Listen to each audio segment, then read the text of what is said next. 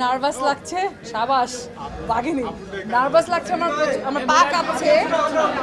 আমি প্রায় 6 বছর 7 বছর না, কত শেষ কবে আর পেয়েছে মনে নাই।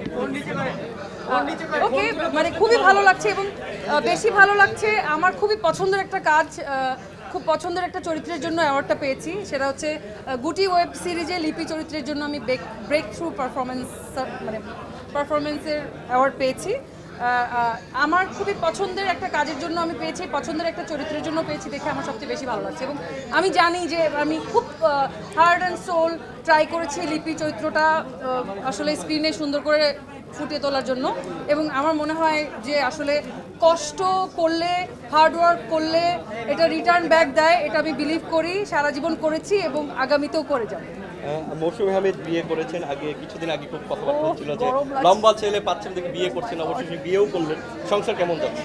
খুব ভালো আছে, আপনাদের সবার দোয়ায় সংসার খুব ভালো আছে। নতুন কাজ কি করছেন? নতুন কাজ এটা এখন আমি বলতে পারছি না। আর একটা খুব ভালো কাজ করছি, আমার সিনেমা রিলিজ হচ্ছে খুব তাড়াতাড়ি, সেটা নিয়ে আপনাদের সবার সাথে আমি বসবো, সবার সাথে আমি কথা বলবো।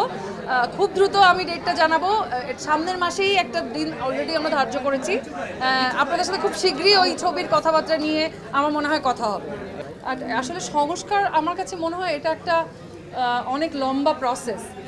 সংস্কার করতে চাওয়াটার ইচ্ছাটা থাকাটা সবার জন্য খুব জরুরি, যেটা আমার মনে হয় আমার আছে এবং আমাদের ইন্ডাস্ট্রি আরও অনেকের আছে।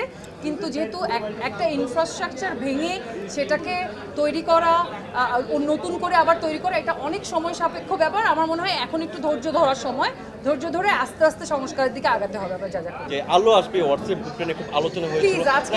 এটা না জাস্ট এখানে যে অভিনেতা যারা ছিল তাদেরকে অনেকে আসলে বিভিন্নভাবে বিভিন্ন চোখে দেখছে, সেই জায়গা থেকে এটাকে আসলে তাদের পানিশমেন্ট দেওয়া উচিত হচ্ছে না। আমি আসলে এটা একদমই রিলেভেন্ট কোশ্চেন এইখানে।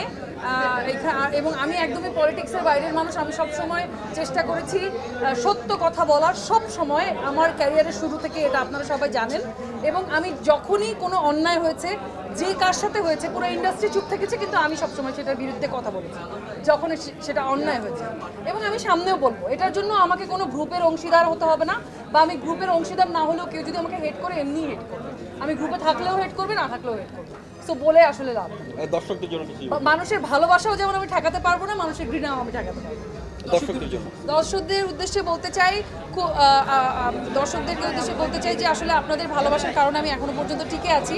ইনশাল্লাহ আপনাদের জন্য আরো ভালো ভালো কাজ করতে চাই, ভালো ভালো চরিত্রে অভিনয় করতে চাই এবং আরো পরিণত অভিনয় করতে চাই।